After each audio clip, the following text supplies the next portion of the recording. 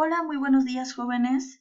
Espero que todos se encuentren muy bien. Ya estamos regresando de nuestro periodo vacacional y pues ojalá todos hayan podido descansar un poquito o mínimo desestresarse de estas actividades académicas.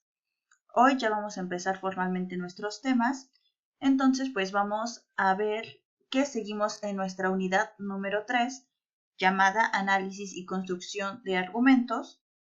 Pero hoy ya estamos comenzando un nuevo resultado de aprendizaje, el 3.3, donde es el último y lo que vamos a realizar es evaluar argumentos y dar buenas razones al participar en diferentes tipos de argumentaciones. Y pues vamos a comenzar. Ya saben, vamos a observar nuestro diagrama en donde está ubicada en la unidad 3. Ya pasamos nuestra unidad 3.1, donde vimos diferentes intenciones de los argumentos. También vimos cómo fundamentarlos y ahora pues estamos en el 3.3 y nos toca observar cuáles son los criterios para evaluar los argumentos. Vamos a conocer algo que se le llama máximas, que también nos ayuda para evaluar argumentos. Vamos a identificar si los argumentos son o no son adecuados para el contexto en el que se están desarrollando y vamos a ver falacias de apelación a los sentimientos. Vamos a comenzar con nuestro punto número A. Criterios para evaluar argumentos. Acá nos dice que para determinar si un argumento es bueno o malo, debemos buscar que tenga características determinadas. Aquí Blair Johnson en 1987 crea un modelo que se centra en la búsqueda de tres criterios. Primero que nada, la aceptabilidad, la relevancia, la suficiencia. Pero ella incluye otros aspectos que también son muy importantes que los podemos ver en esta figura. Claridad, aceptabilidad, sensibilidad al contexto, objetividad, relevancia, suficiencia y coherencia. Vamos a ver cada uno de estos para saber de qué se trata. Primero que nada, hay que tener en cuenta que todos estos elementos que vamos a ver nos van a servir para evaluar a los argumentos, para saber si son buenos o malos. Ahora sí, vamos a empezar con claridad. Acá nos dice que al formular un argumento se puede estar seguro de lo que nosotros queremos decir, pero no se debe asumir que dichos conceptos quedarán igualmente claros para nuestro interlocutor, es decir, la persona que nos escucha. Tú puedes estar diciendo algo y para ti puede ser entendible, pero para la persona que te está escuchando puede ser algo confuso. Vamos a ver aquí nuestro primer ejemplo. Dice, debes cocinar más seguido en casa para salvar la vida de las tortugas. Si tú escuchas este argumento, podría parecer absurdo, insignificante, y eso es porque le faltan más explicaciones. Entonces, por lo tanto, tú debes de dar ciertos argumentos o razonamientos para poder complementar este primer argumento. ¿Cómo sería lo correcto? Ejemplo 2. Debes de cocinar más seguido en casa, de manera que evites comprar comida rápida, porque suelen despacharla en utensilios desechables, los cuales terminan en el mar, dañando así la vida marítima. Al hacerlo incluso, estaría salvando la vida de las tortugas. Entonces, si se dan cuenta, en este argumento, pues ya está poniendo más razones de por qué él cree que debe de cocinar más en casa para salvar la vida de las tortugas. Ya es un poco más razonable. Entonces, por lo tanto, a la hora de que tú elaboras un argumento, debe de ser claro, tanto para ti como para la persona que te oye. Ahora vamos con la aceptabilidad. Esta es una capacidad de la audiencia o del interlocutor para admitir o avalar una idea. Sin embargo, la mera aceptación, el hecho de que la persona acepte tu argumento, no va a garantizar que sea válido tu argumento. ¿Cómo es esto? Ok, vamos a verlo un poquito más. La audiencia puede aceptar conceptos que son falaces, es decir, falsos. ¿Por qué? Porque quizás al momento que te los dicen suenan muy creíbles. Pero si nosotros indagamos un poco más, pues puede que esos argumentos pues sean falsos. Entonces no va a ser totalmente válido. Entonces acá nos dice que hay que tener en cuenta que la aceptabilidad debe ser anticipada, teniendo en consideración a nuestro interlocutor o al público al que va dirigido. Un ejemplo sería lo que se exponen los políticos y comediantes. ¿Cómo podría ser esto? Cuando alguien va a subirse a un escenario, digamos que va a haber un cierto público, y digamos que es un comediante, él debe de anticipar sus chistes o las cosas graciosas que va a decir para que su público lo acepte. No importa si lo que dice es verdadero o es falso, pero debe anticipar que su público va a aceptar lo que está diciendo él. ¿Ok? Vamos con otro elemento. Aquí esto es algo que ya hemos estado trabajando, que es la sensibilidad al contexto.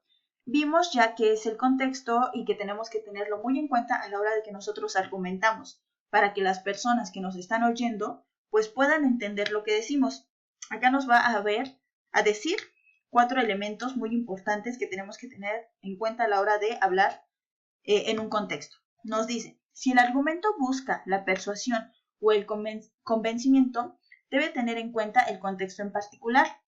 Recordemos que es diferente hablarle a un niño que a un adulto, o hablarle a una persona, no sé, de Estados Unidos, hablarle a una persona quizás y de un pueblito lejano, ¿no? Va a ser muy diferente. Acá nos menciona entonces que la localidad del acto es un primer elemento del contexto y nos dice que no va a importar solamente el lugar físico, sino que también tenemos que tener en cuenta la realidad social que se vive en dicho lugar. ¿Cómo es esto? Nosotros debemos de saber qué está pasando en ese momento en esa sociedad para poder hablar. Si están hablando de una guerra, que pasaron apenas una fuerte crisis, no podemos llegar y quizás quererle vender no sé, algo muy caro, porque obviamente no van a tener dinero para gastar en ese tipo de cosas. Entonces también es importante analizar qué está pasando en ese momento, en donde tú te estás ubicando o quieres decir tu argumento. El siguiente es el trasfondo de la discusión. Aquí nos dice que hay un conjunto de ideas que normalmente las personas tienen y que se les llaman creencias. Si tú vas a algún lugar a debatir sobre quizás la existencia de Dios o la no existencia, pues vas a tener que tener en cuenta sus creencias. Obviamente, si creen en Dios, te van a afirmar que Dios existe.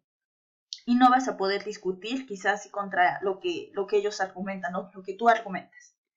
Ahora vamos a ver el siguiente, que es el agente argumentador. Aquí nos dice que la persona que fomente el debate va a ser la que puede guiar a la persona que escucha para aceptar o no. Un ejemplo es en cuestiones políticas. Si habla un político que es muy conocido y querido, pues puede que afecte a la hora de que hablan en tu contexto. Va a hacer que las personas acepten más lo que dicen porque es una persona que la conoce. También hay que tener en cuenta la audiencia a quien se dirige el argumento. Recordemos que debemos tener en cuenta si es de diferente edad, sus opiniones y quizás hasta preferencias o tendencias. Es decir, si vas a hablar con un adolescente para convencerlo de que compra un nuevo celular o si vas a hablar quizás con un adulto que no necesita tanto ese celular. Debemos que tener en cuenta nuestra audiencia. Nuestros siguientes elementos para seguir evaluando es la relevancia.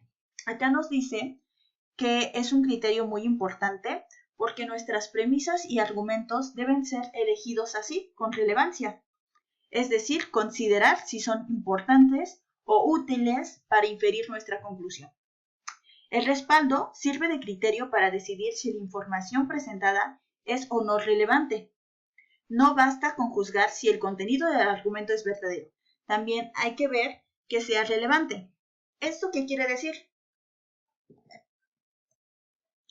Quiere decir que a la hora que tú elabores tu argumento, no solamente va a bastar con que pongas premisas verdaderas, también tienen que ser con una gran importancia, algo que impacte y que sobresalga para que así en tu argumento pues pueda tener un poquito más de fuerza.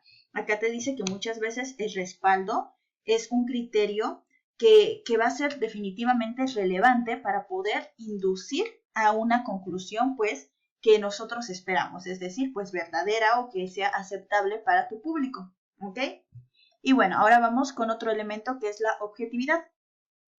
Acá dice que se centra en el objeto, se guía por hechos concretos de la realidad, que existen sin depender de la persona que lo señale u observe. No puede, por lo tanto, partir de impresiones personales. Vamos a ver el ejemplo para explicar. Ejemplo 1. Independientemente de que seamos buenos o malos, o malas personas, todos hemos de morir algún día. vamos a observar que el argumento anterior se está basando en la objetividad, es decir, en un hecho que te afirma que algo va a pasar. Esto no va a depender de que quizás yo diga, o quiera, mejor dicho, que pase o que no pase. Prácticamente es un hecho concreto. La objetividad es lo que sabemos que va a pasar y no importa qué. Si nosotros habláramos de subjetividad, pues entonces sí tendría que ver con lo que la persona observe o con lo que la persona quiera. Pero en este caso estamos hablando de objetividad. Nuestros argumentos deben de ser objetivos, es decir, basados en una realidad de todas las personas, de algo concreto, no solamente de lo que yo quiero que pase, ¿va? Ok, vamos con el siguiente, que es la suficiencia. En este elemento nos dicen que el argumento debe de contener premisas que suministren el suficiente sustento para llegar a nuestra conclusión. Es decir, que necesitamos que haya suficiente información. No va a ser un buen argumento si quizás si yo solamente pongo una evidencia. Necesitamos varias evidencias para poder contener este elemento de la suficiencia. Pero hay que tener muy en cuenta esto que nos va a decir Blair. Ella propone una serie de requisitos con el término obligaciones dialécticas y existen 3 posibles objeciones. La primera objeción sería que la premisa no fue defendida o es cuestionable. Nuestra segunda objeción sería la conexión entre las premisas y la conclusión es irrelevante. Nuestra tercera objeción es las premisas son insuficientes para inferir la conclusión. ¿Qué nos está diciendo? Que si nuestro argumento tiene alguna de estas objeciones, quiere decir que no está cumpliendo el requisito de suficiencia. Entonces, el argumento está obligado a resolver estas objeciones, o por lo menos demostrar que estas objeciones, estas 3, son irrelevantes y que sí hay la suficiente información. Ahora también nos dice que las obligaciones dialécticas básicamente se encargan de anticiparlas al momento de preparar el argumento. Es decir, las tenemos que tener en cuenta cuando nosotros estemos elaborando nuestro argumento para que a la hora de argumentar, ya frente a un debate quizás, no nos objeten estas 3 que mencionamos anteriormente. Ok, vamos a continuar con nuestro último elemento que es la coherencia. Acá nos dice que la coherencia es la que nos va a permitir crear una relación de elementos para poder concluir con un argumento, pues, con un argumento que tenga ciertas relaciones semánticas. Acá nos dice que si se detecta que no hay continuidad entre nuestras premisas y la conclusión, es posible que no logremos persuadir a nuestro interlocutor. Y acá nos dice que vamos a encontrar 3 tipos de coherencia: la coherencia semántica, pragmática y argumentativa.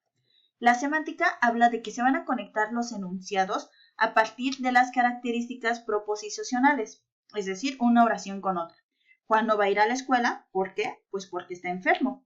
Si nosotros dijéramos que Juan no va a ir a la escuela porque no quiere, pues entonces también podría ser que hay una coherencia. Pero si nosotros decimos que porque quizás y porque se lo comió un alien, pues entonces ya no tendría alguna coherencia, ¿ok? Entonces esto es lo semántico. En el pragmático nos dice que hay una relación ilocutiva. Si recortamos, lo ilocutivo es lo que se hace. Hay una relación entre lo que se dice y lo que se hace. Ilocutivo es lo que se va a hacer. Acá nos dice, yo traeré lo que falta, entonces tengo que ir al supermercado. Nos está diciendo que como tiene que hacer algo, va a realizar una acción más. En cambio, en el argumentativo, te dice que reconoce la intención del hablante y aporta pruebas para demostrar o convencer. Aquí lo va a hacer, pero aquí aparte te va a decir pruebas. Esta vez tiraré la toalla. Ya lo he intentado muchas veces. Aquí te está dando una prueba de que él va a tirar la toalla porque ya lo intentó.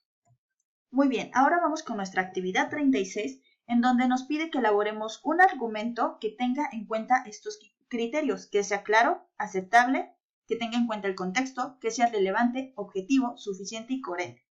Nota, recuerden seguir la estructura para elaborar el argumento. Recuerden, llevamos una estructura que lleva tesis, cualificador, evidencia, garantía, respaldo y reserva. Cualquier duda, pues la vamos a estar trabajando en